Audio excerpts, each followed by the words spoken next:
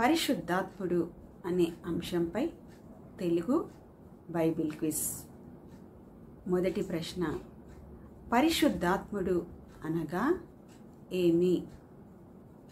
రెండవ ప్రశ్న, మేడగదిలో పేతురుతో ఎంతమంది సహోదరులు పరిశుద్ధాత్మ కొరకు కనిపెట్టి ప్రార్థించుచుండిరి?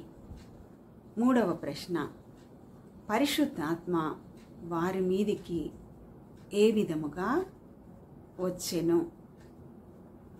నాలుగవ ప్రశ్న, పరిశుద్ధాత్మచే నింపబడిన పేతురు ప్రసంగము విని ఎంతమంది బాప్తిస్మము పొందిరి? ఐదవ ప్రశ్న, పరిశుద్ధాత్మ వారి మీదికి వచ్చినప్పుడు ఏ భాషలతో మాటలాడసాగిరి?